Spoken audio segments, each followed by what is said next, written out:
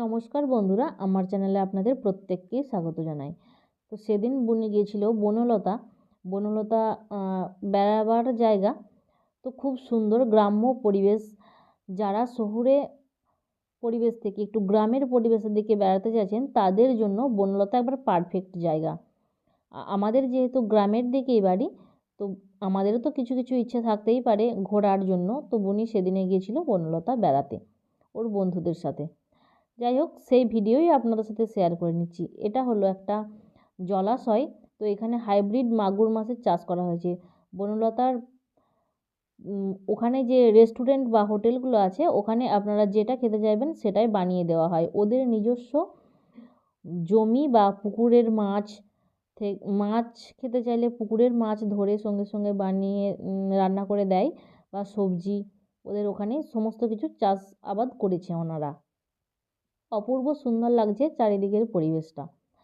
যাই হোক, যারা কলকাতা থেকে আসতে চাইছেন তারা হাওড়া থেকে আরামবাগগামী ট্রেনে চেপে আরামবাগ স্টেশনে নেমে আরামবাগ স্টেশন থেকে বাস স্ট্যান্ড আসতে 10 টাকা ভাড়া নেয় টোটোতে।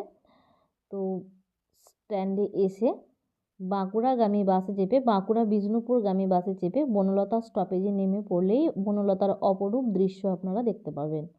যারা বিষ্ণুপুর বা বাঁকুড়া থেকে আসতে চাইছেন তারা আরামবাগগামী বাসে চেপে বনলতা স্টপেজে নেমে পড়লেই আপনারা বনলতার অপরূপ দৃশ্য দেখতে পাবেন।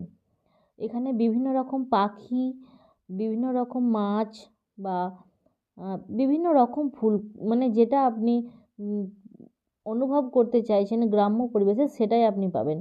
এটা হলো বেগুনি রঙের ফুলকপি, হলুদ রঙের ফুলকপি, যেটা ওনারা চাষ করেছেন জমিতে।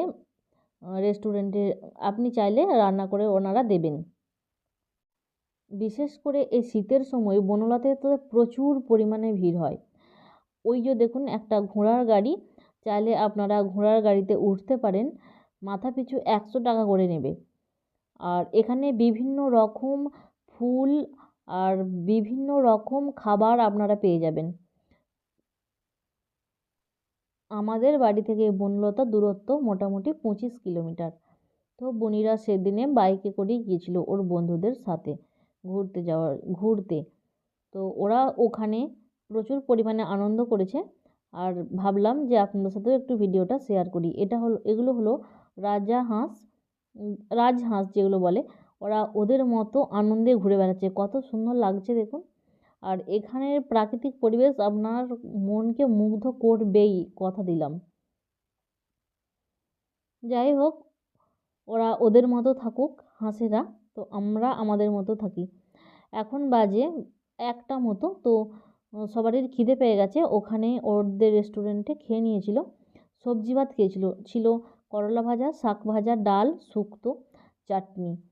যাই হোক, নিরামিষ ভাত খেয়ে নিয়ে ওরা আবার ঘুরতে শুরু করেছিল। একটা দোকানের মধ্যে এসেছে দেখুন। এখানে আপনারা সবাই জানেন যে বিষ্ণুপুরের পোড়ামাটির শিল্প বিখ্যাত, সেই জন্য দেখুন কত সুন্দর পোড়ামাটির জিনিসগুলো বিক্রি হচ্ছে, যেটা আপনার মন কেড়ে নেবে একদম। বুনি আমার জন্য একটা ক্লিপ নিয়ে এসেছিল পোড়ামাটির, আর কানের নিয়ে এসেছিল।